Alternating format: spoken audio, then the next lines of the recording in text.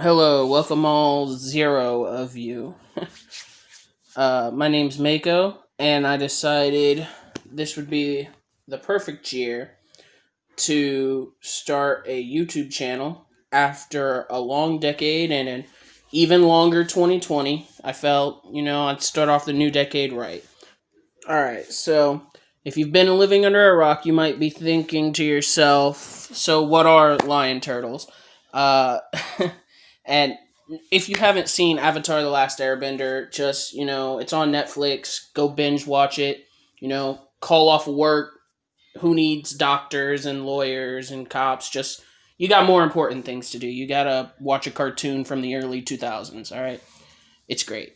Uh, anyways, in the show, lion turtles are these ancient creatures. They're highly intelligent. They were these beings that saw themselves as the guardians of humanity. They allowed uh, for humans to build settlements on their backs, and they each had the power to control an element.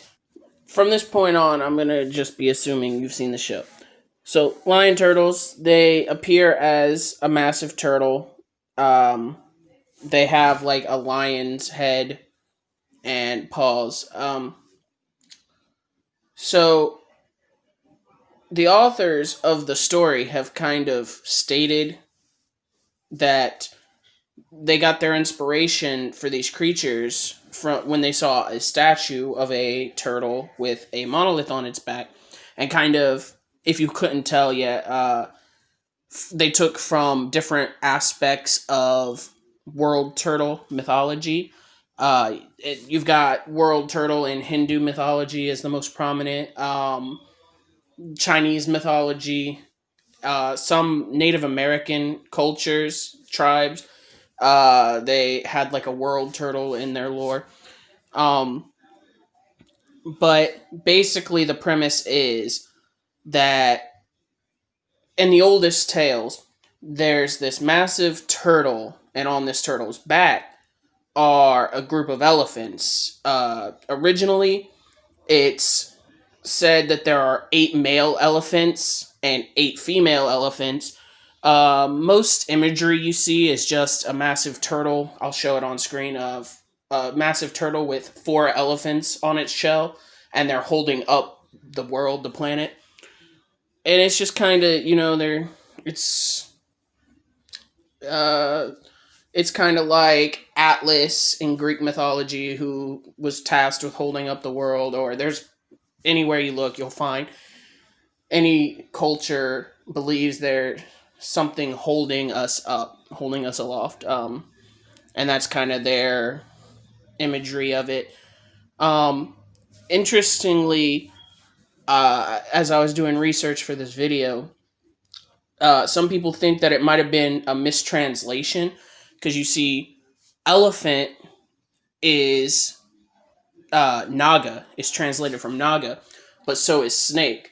And they think that it might have been a bastardization of the world serpent, which is popular in all kinds of religions, Norse mythology, uh, some Egyptian mythology, you know, and they get the name from their snake like trunks, which I found pretty interesting. And like I said, you don't see a lot of imagery of these elephants. Like, there's a lot of pop culture that shows imagery of the world turtle, like some examples. Pokemon, you've got like Torterra is based off the world turtle. Stephen King's It, uh, Pennywise's nemesis, the alien being that helped the children to beat him, was based off of the world turtle. Like, the world turtle goes by many names. You've got the world turtle, the world bearing turtle. They're also known as cosmic turtles, because some mythology has them floating through space. Obviously, they're holding up the planet. Um, so that's kind of known. Like, that's an obvious, it's much more common in our pop culture to see world turtles. But I felt like there might have been another inspiration for where the idea from the lion turtles. And when I found this out, I kind of was like, oh man, that's. They never stated, the creators of Avatar The Last Airbender have never stated that this was any kind of inspiration. But at least in my opinion, it's got to be at least somewhat uh, inspirational. So there's a creature known in French mythology as the Tarrasque, and this was written about in like the 12th century, 13th century, much more recently than stories of the world turtle. World turtle stories, you first see it like in the 5th century, so it's very old tales. Um, but in French mythology, there's a tale based around Saint Martha, and one of these tales speaks of a creature known as the Tarrasque, and the Tarrasque is described as like an ox-shaped sized creature with a massive turtle shell, uh, with spikes protruding, and it's got a lion head, a serpent-like tail, and 6 limbs, 6 legs that end in bear-like claws.